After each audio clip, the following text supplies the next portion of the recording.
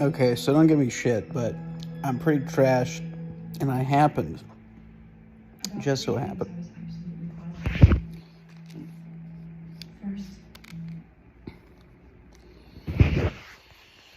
and I just so happened to come across the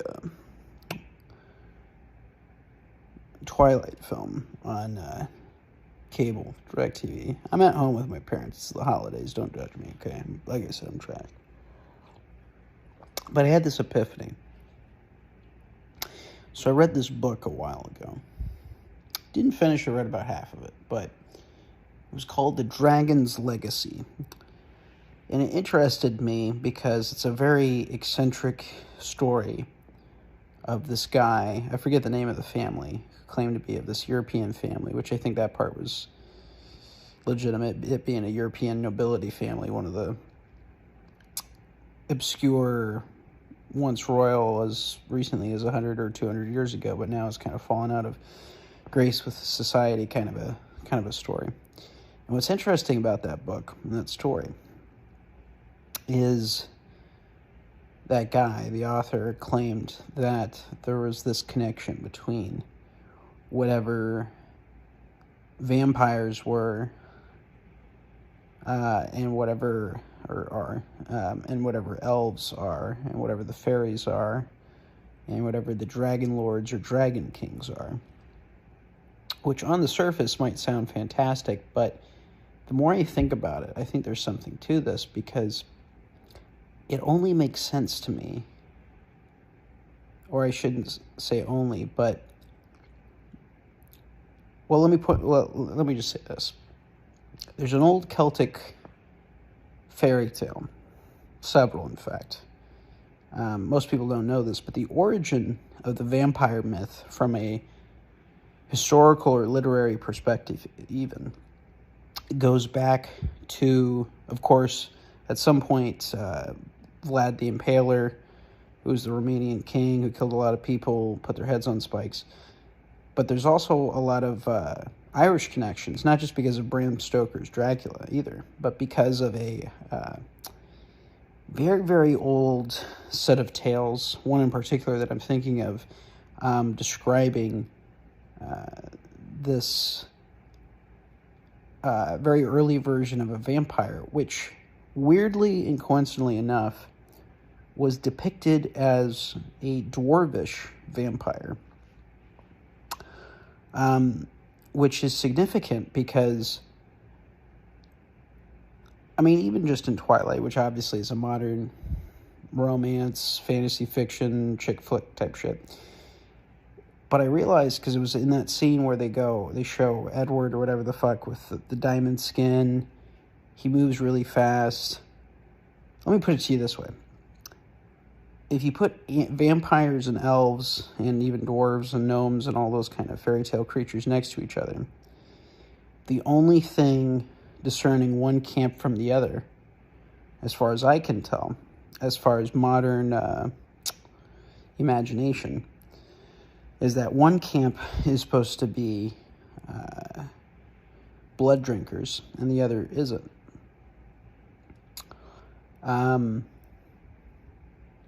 Meaning that vampires are the blood drinkers and elves are the supposedly not blood drinkers. But when you get over just that little point, everything else is a match. They're this immortal, humanoid, but not quite human race. And if they're not immortal, they at least live really, really long lifespans. They're very, very fast. Elves and fairies have the ability to flit or teleport or fly or move at breakneck speeds, according to folkloric tradition, in a variety of Celtic and even non-Celtic cultures. And then if you combine with that the very ancient Dionysus cults and similar female-oriented, goddess-oriented, worshipping, blood-drinking cults, they would drink.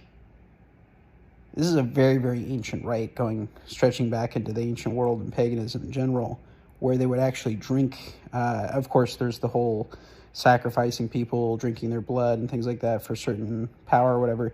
But there's also the practice of simply drinking. I know this is pretty gross, but like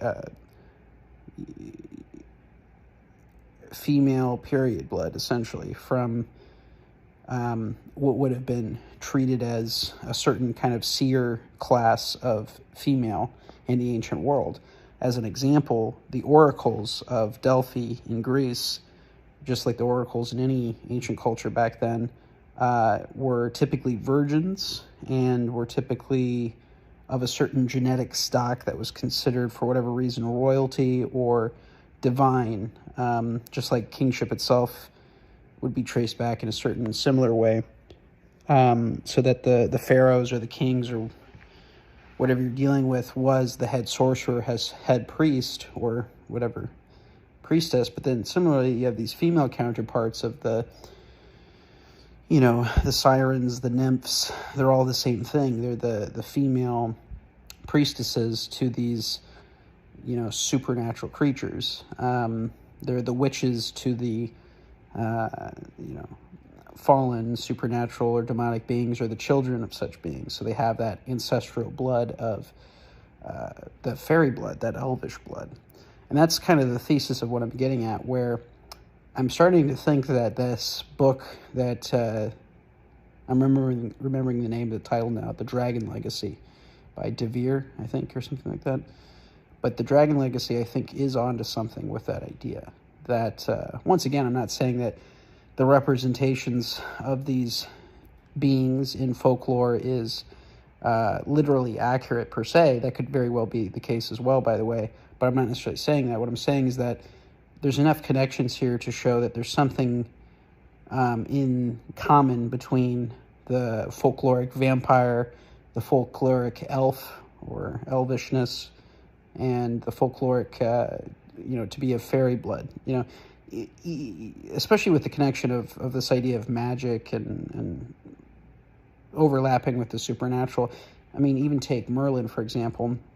There's a variety of origin sources for his story, but he's supposed to be, in the Christianized version of the stories, fathered by the devil or a demon, and then, of course, a nun kind of mother, or a saintly mother of some kind, which is the origin of a supernatural power, but then he decides to use it for good or do the right thing or whatever. That's the Christianized version of it. And then the non-Christianized or pre-Christianized version is interestingly similar, because there's this whole idea about,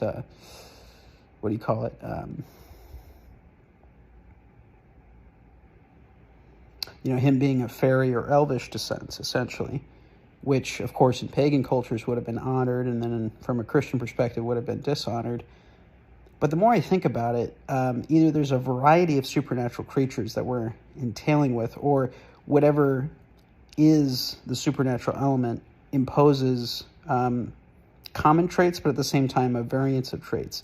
And this goes back to the idea of, even the biblical idea of the Nephilim and the Rephaim, where you have this idea of fallen angels or supernatural entities essentially fathering with the daughters of men these supernatural offspring, these supernatural hybrid creatures, which is the origin to the hybrid aliens concepts and all kinds of new age kind of philosophies and alien and UFO philosophies, which I'm not saying aren't real. I'm just saying it's weird for a reason, but it's also everywhere in every culture for a reason. So I don't disagree with its strangeness, but once again, the commonality, the repetition of the archetype is what's alarming or interesting about the phenomenon.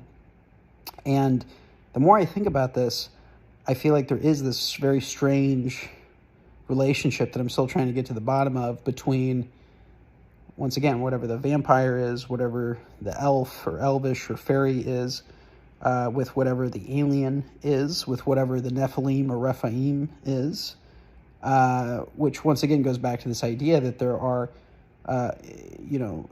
supernatural lineages or semi-supernatural lineages of a not divine origin, maybe at one point divine origin, but certainly from a Judeo-Christian perspective, of a fallen divine origin, meaning it's a corruption of nature by their very existence, which isn't really just speaking from a place of dogma. It's really speaking from a place, any text of Judeo-Christianity goes over this quite profoundly, but especially in the Book of Enoch, where it really outlines this concept of these fallen beings, the Watchers, whatever they are, the sons of God, the equivalent of the pagan gods of old, are these fallen celestial principalities or elementals or whatever you want to call them, whatever that means to you, depending on what culture and what variants or whatever. And maybe, once again, they do exist in a variety of variants. And whether it actually occurred or not, there is a worldwide belief, especially amongst the royalties, it seems, that they get to claim direct descendantship, if that's a word, from these unions between the supernatural and the earthly humanoid realms, which, once again, in pagan cultures would have been stressed as holy and magical and mystical and fantastic and good in a positive light. But once again, from a Judeo-Christian perspective, it's actually an illusion that paints a actually very nasty, nightmarish picture into a very dreamlike one, which goes back to even the way there's these strange connections between the Bible and Celtic folklore in a variety of ways, where, in Genesis, the majestic serpent of the Garden of Eden, which, of course, influences Eve to eat of the forbidden fruit, whatever that might have been. A lot of people think it's an apple, but really we don't know what the fruit was, which is further described in the Book of Enoch, which is why everybody should read the Book of Enoch. There's a lot of answers to it. But yeah, it gets into this idea that whatever the majestic serpent was is a member of a race of beings, or a kind of a multitude of race of beings apart from mankind itself, that do exist, that are part of creation, that have, at least in part of their tribe or kind, fallen or become in disrepute, if that's a word, with God, are no longer, have fallen out of favor of God because of their wickedness and their crimes and their leaving of heavenly abodes and heavenly purposes and celestial purposes to instead seek other purposes. And this, of course, even in Judeo-Christian tradition, is actually the origin of all sin, is these fallen angelic or fallen celestial beings, which are of a higher magnitude than we can ever, I think, fully realize or imagine. And then there's this whole idea that even their descendants, which in the first generation would have been titans, like the Greek titans, essentially, something in between giants and elementals or both. And as that lineage would have been watered down, it would still have been fairly potent of some kind of supernatural power or ability or influence. Even the Bible describes the offspring of these beings as not being only giants between the supernatural beings and the earthly women, but that especially in the further generations, they became more normal sized, but still possessed either telekinetic or psychic, or, once again, it depends on what folklore or culture you're looking at.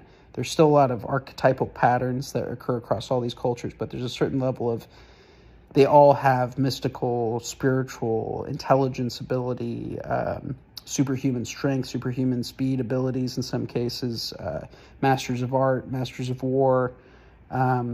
They're seemingly both supernatural and enlightened and heavenly, and at the same time cursed and wicked, especially from a Judeo-Christian sense, in that their unions and their creation and their very existence of the offspring are not supposed to exist. In fact, there's a Celtic fairy tale, or not fairy tale, but story of, I think it's St. Patrick, but it might have just been one of the very early Christian saints that supposedly were in Ireland chasing the serpents away, of course, which would have been the wizards or the sorcerers or the witches and whatnot of old, but also perhaps that's a way of describing Nephilim and Rephaim of old, because even in the Book of Enoch it says that of all the things that they revealed to mankind, they revealed the highest secrets of witchcraft and sorcery and astronomy and the stars and all this kind of stuff and architecture and things to their offspring, which would make sense because their offspring would have been the royalty, and they want the royalty to rule over mankind and to give dominion over them. So the more I think about this, there are a lot of connections between all these ideas here, and I think there's something to it. And, I've circled the drain of this idea before, but there was something about watching this film and really seeing the way they depicted the vampire mythos and the things they decided to stress upon. Once again, it doesn't mean that vampires exist in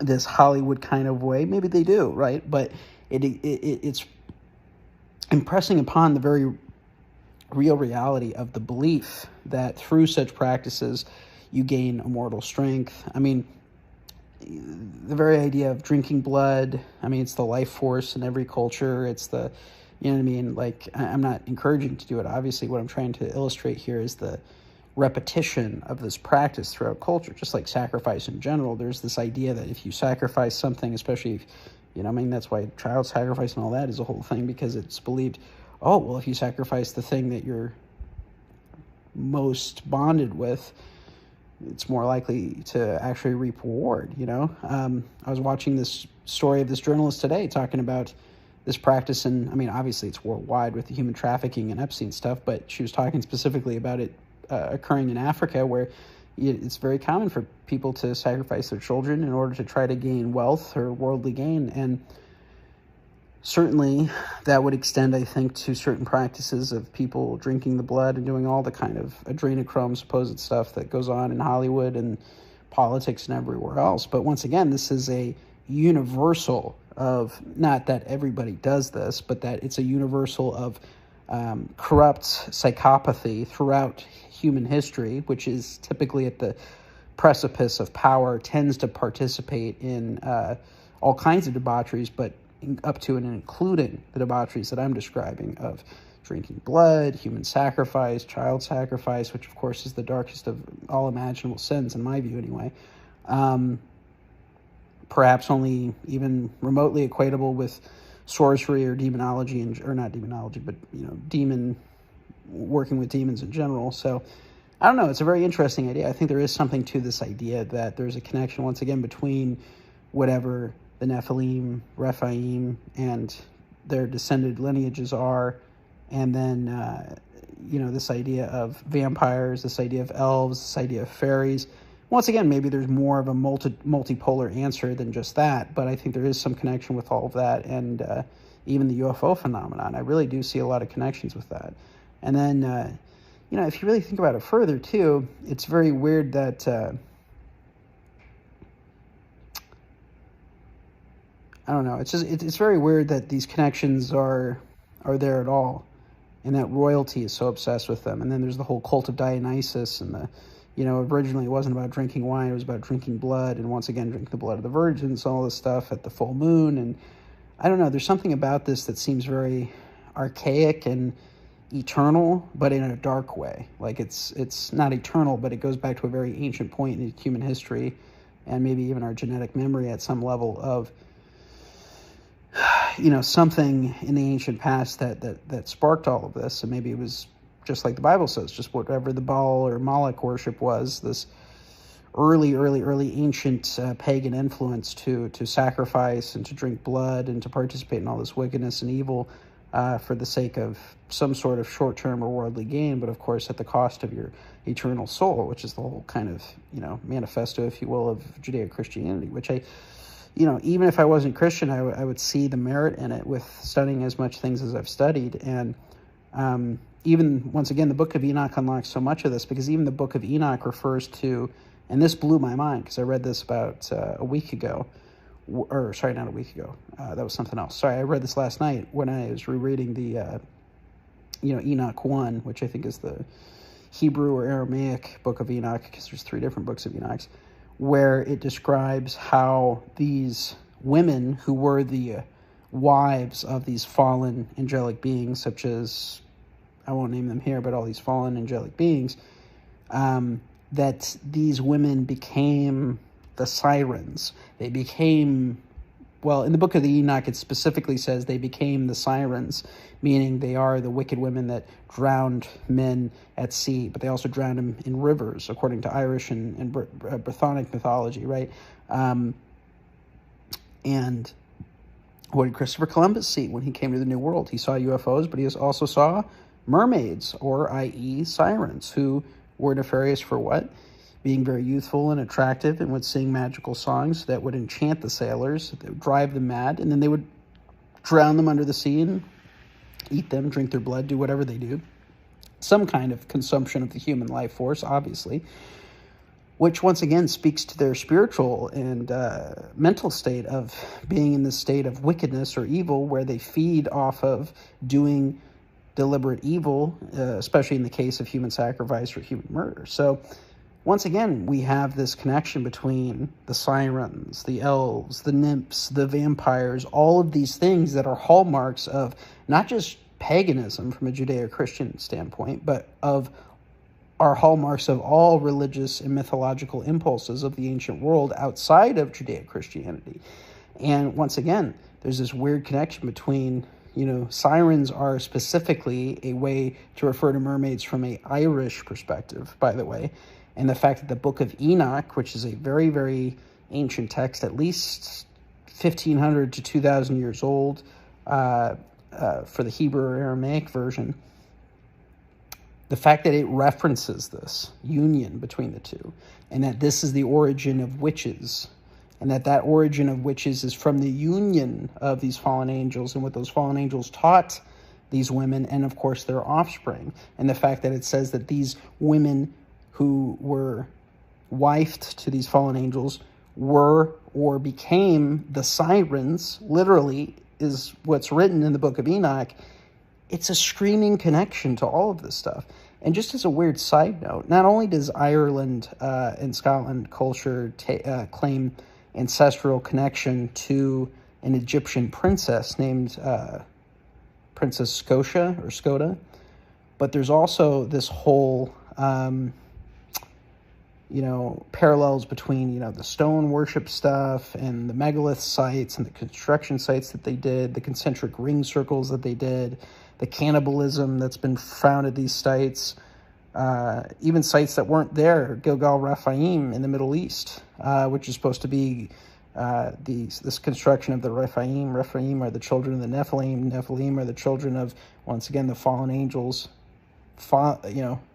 going into the daughters of men, seeing that they were fair, taking them as wives, as the Bible says, and having children with them, which produced these unholy offspring, which manifested as first giants or supernatural giants of some kind. And then furthermore, as the generations went onward and the supernatural DNA was delineated or diluted, if you will, they varied a lot in their manifestations. And what's one of the early Irish depictions of the Irish prehistory? It's this war, essentially, between these elvish, magical race of humanoid beings, between them and the Fomorians, which are described as one-eyed, three-legged sea giants. In other words,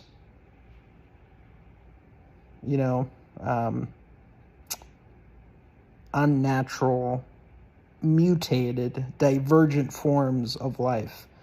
And what does Greek mythology have? The Cyclops. So what I'm trying to show here is that there's some connection between, which wiser minds other than me have pointed this out before, these connections between Greek, Egyptian, Irish Celtic, Sumerian, Babylonian worldviews, the pantheons they believed in, but also the supernatural and folkloric creatures that they believed that, very much existed.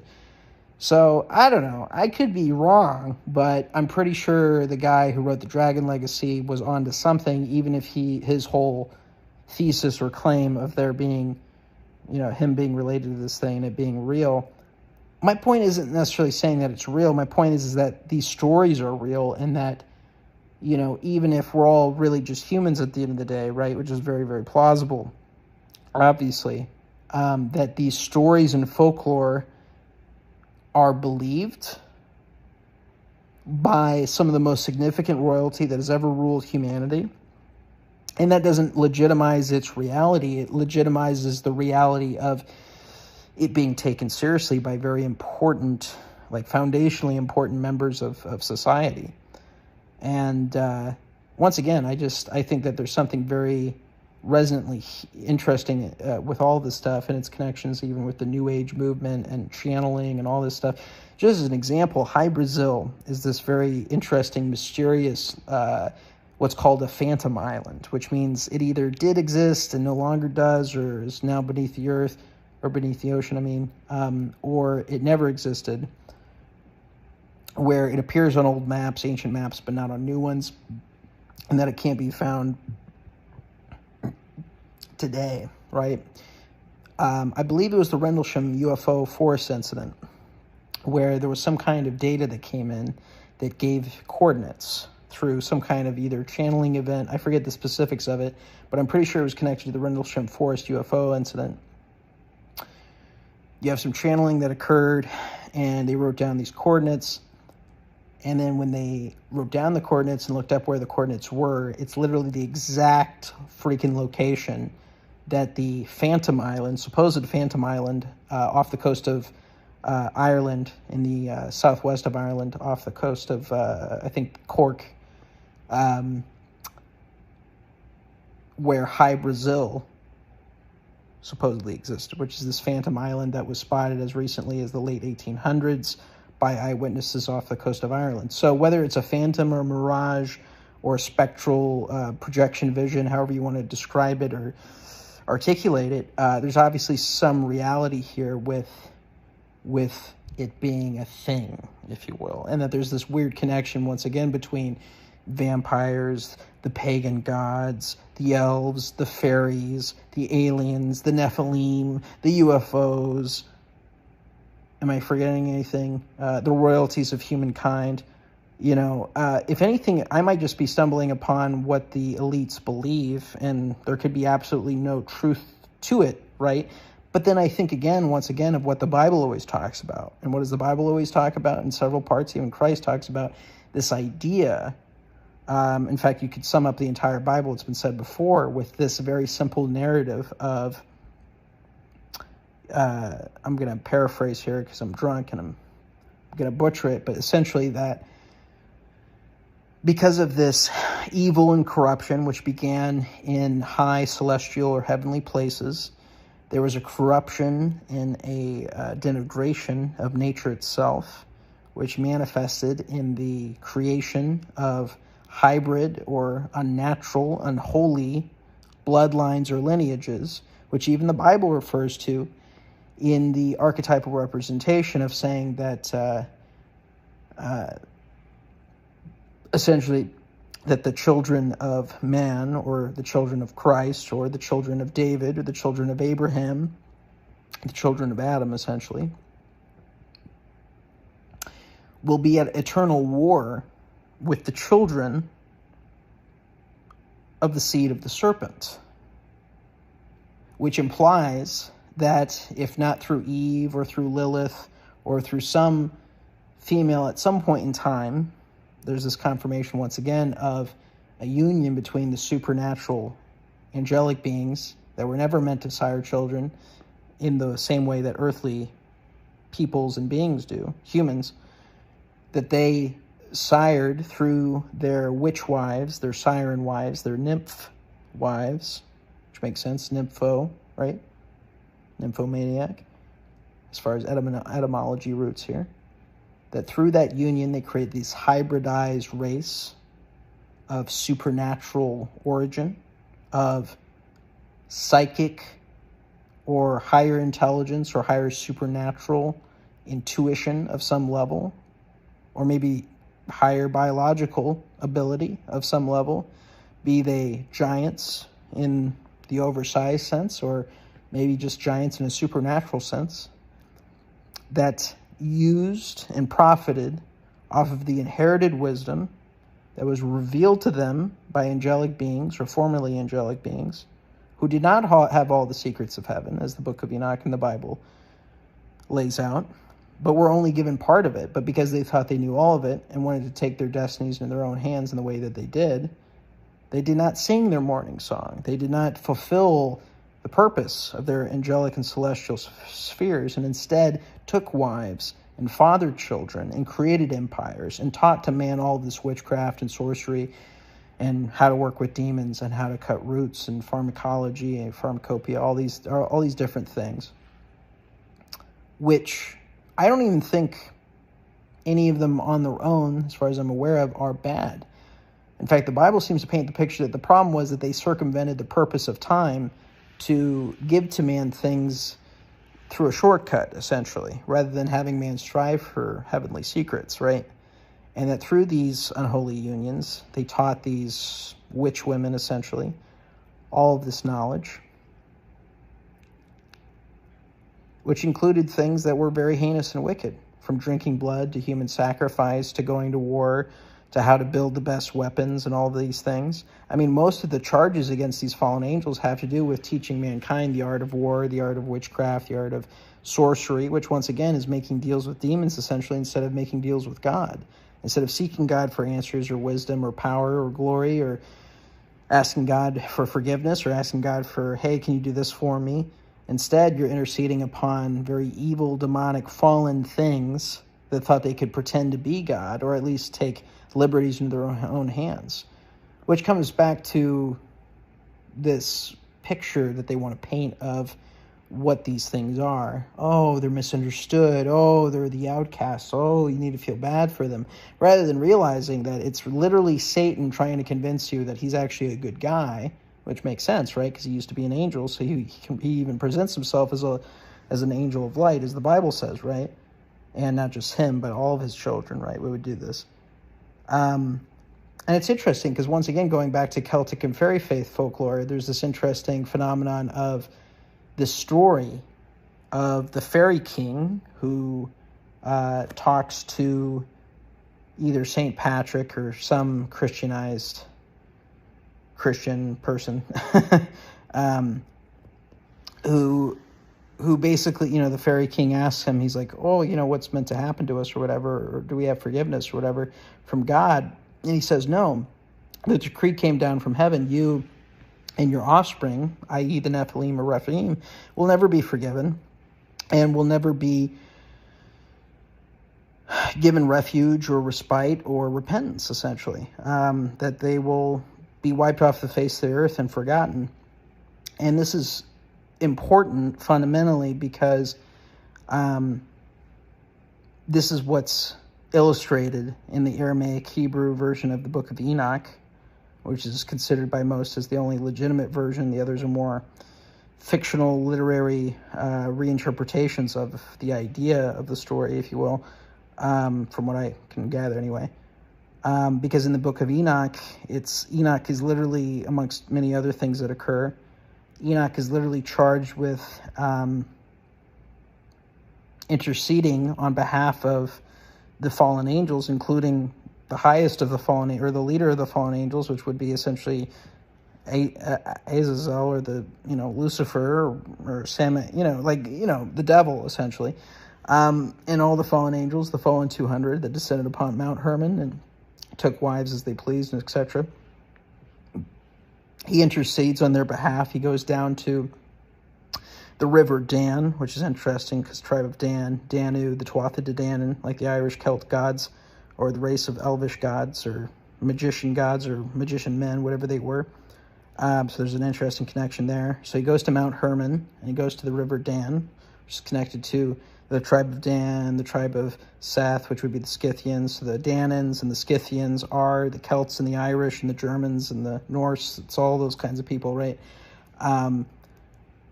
And they're essentially the genetic inheritors of this supernatural union, at least in that part of the world, because I think this occurred in multiple parts of the world. There's a multipolar answer for all this.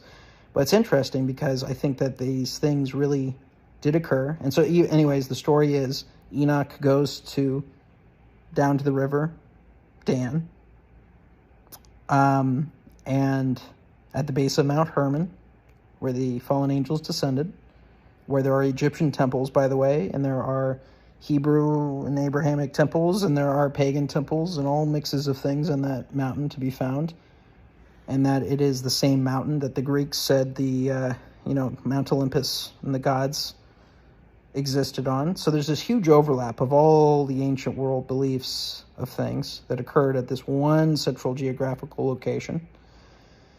And so he goes down there, Enoch goes down there, and he prays to God and meditates, or goes into a dream state, essentially. And when he has this dream. It's a dream of reprimanding the fallen creatures, essentially telling them, you shouldn't have had mankind, i.e. Enoch, intercede on your behalf. You should have been interceding on their behalf, because what they did instead was, once again, circumvent their purpose or their celestial sphere or their celestial function for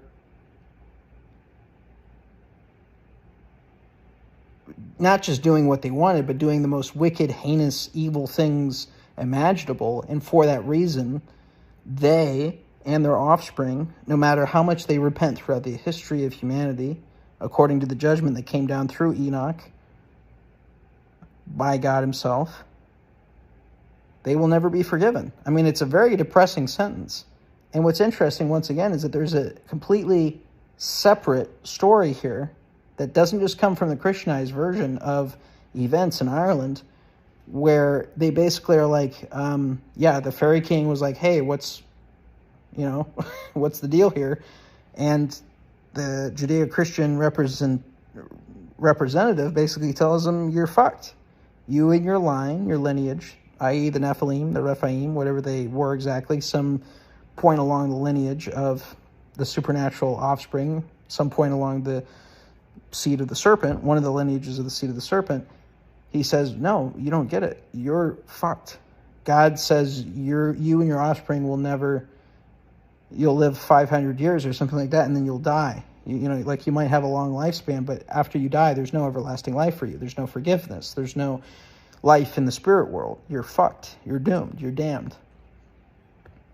And once again, I go back to this idea of immortal creatures, a race apart from man that is at the same time related to man in this strange way and has massively influenced the events of mankind's history and the beliefs of the royalty and corrupted religion, spirituality, and the very functions of man on earth to such an extent. And, I wouldn't believe it if it weren't for this whole eternal narrative throughout the Bible of, the seed of the daughters of, Noah or Seth or whatever, Adam, versus the line of Cain. And the Canaanites are responsible from, once again, a Judeo-Christian standpoint. They're responsible for all paganism, all corruption, all evil, all wickedness, all idolatry, all blood sacrifice, all blood drinking, all human sacrifice, all child sacrifice. Like you can, no matter how heinous or evil or wicked the crime, they did it. And this goes back once again to this universal connection between the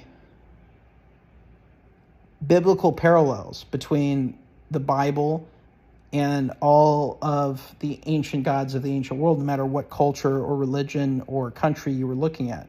As an example, Enoch is very equatable with Thoth of the Egyptian pantheon. Thoth was the god of wisdom, magic, writing. He was the messenger between the gods or God and the people, right? So you just have a pagan perspective versus a monotheistic perspective. But the reason the monotheistic perspective is what I side with is because even the Jewish account of the King of Solomon, which is non-canonical, meaning outside of the Bible, interestingly enough, that is the island of Crete, and it takes place on Mount Olympus, and it talks about, there's at least, 30 names that coincide exactly. It's literally the exact same name found for the Greek pantheon or Greek Olympian or whatever, the Greek god, as is found in the Hebrew or Aramaic or Abrahamic description of the demons. Because King Solomon basically uses this magic ring that God gives him to summon these 72 magic demons. I'm not even saying that happened in a literal way. It's non-canonical, so who knows? But there's something there.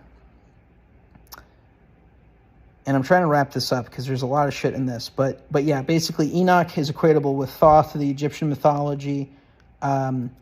Nimrod is Osiris. His wife Semiramis is Isis. Their child Horus is the reborn Nimrod or son of Nimrod or whatever. In reality, from the biblical perspective, he's just married his mother, which is insane and gross and demonic, and pretended that he was, or really believed that he was the son of his own father, essentially, even though that he was his father reborn. And so this is the origin of ancestor worship at one point. It's also the origin of sorcery and witchcraft and making deals with demons. But then there's also the priest that oversaw this new pantheon of Nimrod and Semiramis, or, if you will, Osiris and Isis, which is overheaded by this evil sorcerer, who isn't the first necessarily, but is the first major archetype to be attributed to this world pagan system of a father, a mother, and a son archetype, but not in the Judeo-Christian sense, but in a very inverted, dark, demonic sense, a very antichrist kind of sense. Because evil has its own spirituality. It's just on its own timeline, its own corrupt bullshit belief system, right? And interestingly enough, that priest that oversaw Babylon, the priest of Babylon, was also called Enoch. But he is not the same Enoch of the book of Enoch of the Bible. The first Enoch is the good Enoch, who was favored by God, who lived 365 years according to the Bible and was taken up into heaven by God himself, who lived amongst the holy ones and even lived amongst the watchers as well, which is interesting, because even while he was on earth, he was apart from mankind for very large lifespans, which is very interesting. But that is a different Enoch from the Enoch priest of Babylon, who oversaw Nimrod and Semiramis and their unholy child, and the origin point of all this paganism. Because Babylon and Sumer were the earlier versions of the religion that would trickle down to whatever Atlantis was, but also, of course, Egypt, and then, of course, later Greece.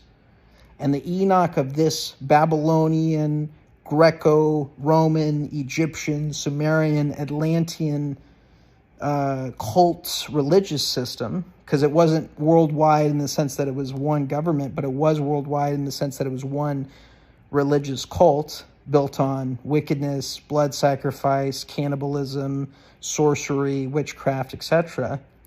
This was being fathered or overseen by a fallen or corrupt Enoch, an Enoch that descended from the line of Cain or Canaan, which is very interesting, especially when you consider that the modern forms of such practices originate from John Dee's practice of Enochian magic, which once again is an echo of this very ancient, in my view, the Enoch of the Canaanite line, or the Cain line, which is corrupt and evil. Once again, you have two competing lineages, the house of David versus the house of Cain, or the house of Seth versus the house of Cain, or the house of Adam or Jesus versus the line of Cain.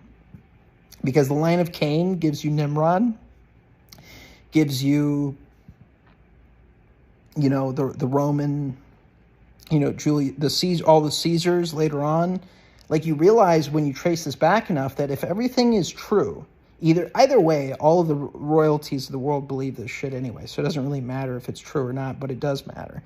But at a further level, this stuff is very culturally, historically, and religiously or theologically believed to be real by the most important and influential people you could imagine it being real. So there's something here. And once again, the Bible describes this whole idea of there being a war, an eternal war, until the end of time, until the end of days, until Judgment Day, between the seed of man and the seed of the serpent. And who am I? How wise can I be to say for sure if the seed of the serpent are literally, like some people, like the David Icke crowd will say, are reptilian aliens, or if they're just supernaturally influenced or affected peoples, have psychic or intelligence or some kind of innate abilities, or maybe they don't even have any special abilities. Maybe it's literally just the psychopathic bloodlines versus the good-hearted bloodlines, right? There doesn't even have to be this supernatural element in the way of it being alien or otherworldly to such an extent. But there is the otherworldly element of, once again, a corrupt bloodline that at the very least is psychopathic, if not also very alien. But even the Bible describes it as very alien intervention, you know? So I don't know. I'm kind of between a rock and a hard place here, where I'm like, they're definitely psychopaths. They're definitely evil. They're definitely demonic. They're definitely influenced by evil. But whether or not they're actually, you know what I mean? Like physically, genetically different. I mean, you look at Egypt, there was a hell of a lot of chimeras back then, and they were really into magic. They were one of the most, I mean, that's where people all over the ancient world sent their people to study magic, was in Egypt, but also even more so in the Brythonic and Irish areas of the world, which are supposed to be, in my view, especially the true originators, progenitors of whatever the Atlantean culture was. They were at least an epicenter of whatever that Atlantean culture was. What do I mean when I say Atlantean? Well, Atlantis was supposed to be founded by Poseidon. Poseidon was supposed to be one of the original gods, and that generation of gods was supposed to be a generation even lower beneath the original gods. So to me, it's just a pagan version of saying, hey, we didn't like God in heaven, and we took things in our own hands. We came to earth. We were supernatural beings or semi-supernatural beings, and so we were able to influence and teach mankind a lot of things, while at the same time being treated as gods and progeniting, you know, and siring offspring with the women of mankind against God's will to, you know, father these hybridized races, which maybe those hybridized races died off very quickly, right? And that's why there's this whole connection with the alien UFO phenomenon of trying to, you know, procreate or get this hybridization program solved. Who knows? All I know is that there's very weird, very interesting connections between everything that I'm talking about. I'm not the first person to point these connections out. I love researchers like Jacques Vallée and people like him who have pointed out similar things, but honest to God, I came to all of this on my own in a variety of ways. I've been researching it since I was a kid, because it all began with me studying Genesis and just being so profoundly awestruck that the Bible basically admitted that fallen angels sired this otherworldly offspring that began with giants and then became a variety of heroes of the ancient world, of renown, right? The mighty ones, as they're referred to, or the demigods, as referred to in any of the ancient world, right? There are these special creatures or characters. Are they vampires? Are they gods? Are they sons of God? Are they giants? Are they the sirens? Are they the Nephilim, right? Are they the nymphs? Are they the elves, the faeries? Are they all of the above? Or is this all one network of interrelated and various offshoots of one very interesting but strange lineage, blood lineage of people that may or may not be genetically, at the end of the day, human? And I'll just finish with, I mean, it is pretty interesting that the genetic code does seem to suggest, I'm not an Ancient Aliens guy, really, at all. I hate that show, because they project their own biases with that show. And I think try to brainwash and influence people with that show. And History Channel is definitely owned and operated by the CIA, but I think there's something there with all that shit. So maybe I'm just crazy, that's possible too, but I think I'm onto something. I mean, I've been studying religion, folklore, supernatural, paranormal accounts for literally over a decade, quite religiously, and all I can say is that I'm either onto something or I'm onto a nervous breakdown. I'll let you decide.